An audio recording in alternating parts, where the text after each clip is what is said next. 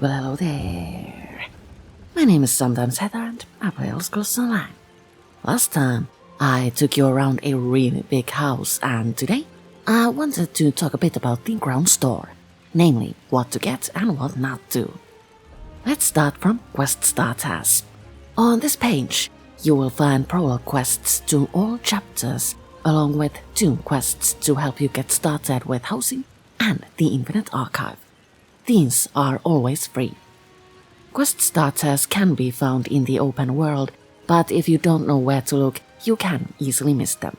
Picking them up from the ground store is an easy way to get immersed in new stories. You can find another free thing in the ground store, namely the armory station. This furnishing allows you to store your builds and easily switch between them. This is a super convenient thing. Do go grab it if you haven't already. You can also find an assistant related to the armory station in the ground store, but I don't think that is worth your coin. Having an armory assistant allows you to change builds outside of your home, so basically you could use one to switch from healer to tank mid-dungeon. The chances of you actually needing to do this are pretty slim, and since armory assistants are quite expensive, I would advise you to leave them at the store. You can also find deconstruction assistants in the ground store. These help you deconstruct all of your useless gear without a crafting table. If you're a hardcore crafter, this might come in handy, but crafting stations are everywhere and your inventory can get pretty large. Owning a deconstruction assistant isn't necessary, but a merchant and banker pretty much are. If you're a hoarder like me, you will realize your inventory is full just as you enter a group dungeon. Having a merchant around is really convenient and makes your life a lot easier, especially when you're a stage 4 vampire. ESO comes with a variety of companions. Most of them, to date, can be claimed from the game, but 2 are only available through the ground store. If you want Tan or Zareth Bar by your side, you will need to part with crowns. Both of these companions have pretty interesting quest lines and unique, quirky personalities, so I would recommend getting them. House guests, however, not. House guests don't really do anything. They don't offer value or assist you in any way. They just stand around and speak with you when prompted. Most of them only have a few lines, and that makes the fascination wear out rather quickly. The only one I purchased is Maik, because everybody loves Maik. All that Tamriel has to offer. Maik knows. He has done it. Cosmetic items are a big thing in ESO, and the ground store is full of them. You can get crafting motifs, costumes, hairstyles, face and body markings, skins and polymorphs, mounts and pets, even skill styles are starting to move behind a paywall. But what should you get from the overwhelmingly large selection? The flashiest mounts or the most colorful skill style? Well, the answer is simple. You'll get what suits your personal aesthetics. I can't tell you what to like, but I can tell you which packs have the best value. You can find a few packs in the style parlor that I would recommend getting. These have a whole bunch of items and really help when you want to change your character's look mid-game.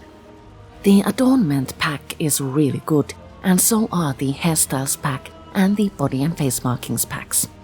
All of these are only 500 a pop, so the value is excellent.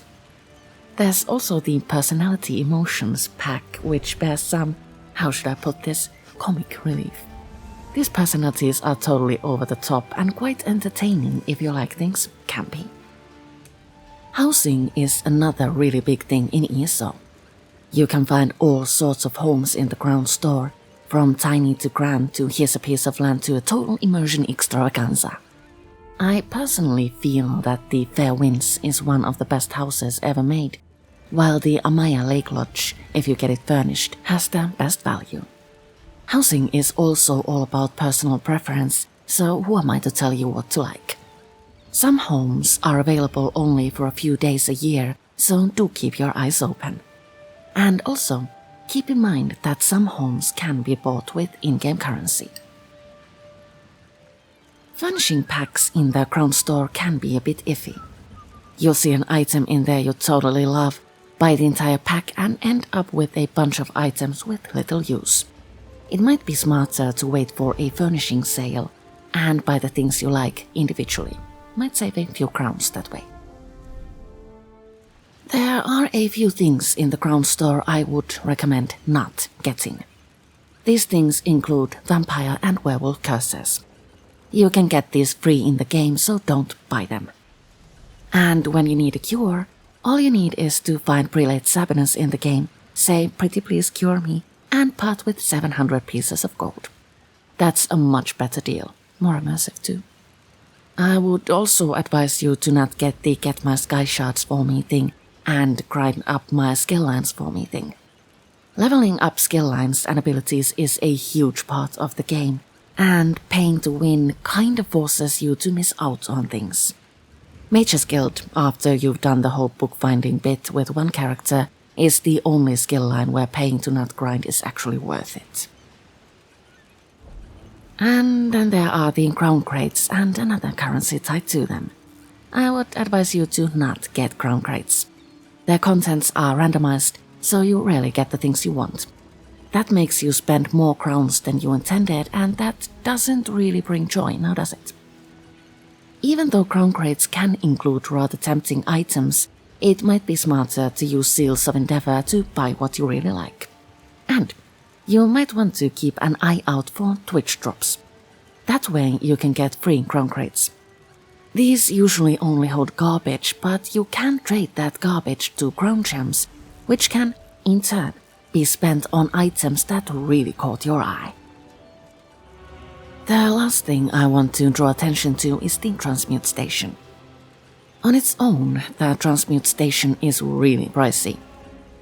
If you go over to chapters, you find Clockwork City for half that price. The chapter gives you access to a transmute station and brings you a really unique area to explore, along with a variety of quests from the era when adventures were seriously good. I would suggest you get that instead of a transmute station. The Crown Store is full of all sorts of temptations. Many players avoid it altogether, but I like to peruse new and exciting items with a critical eye. Most times, I don't find anything I really like. Sometimes a peculiar item makes me yell "shut up and take my crowns," and once or twice, I've not felt peace before purchasing that novelty item that caught my eye. Such as pondering over poorly drawn map and the carnival fan dance. I hope you've enjoyed this video. Next time, I thought I might show you what I've done with my Ember. Sure, I Thank guess. you so much Anything for watching, specific in and mind? I'll see you all I hate later. standing around and twiddling my thumbs.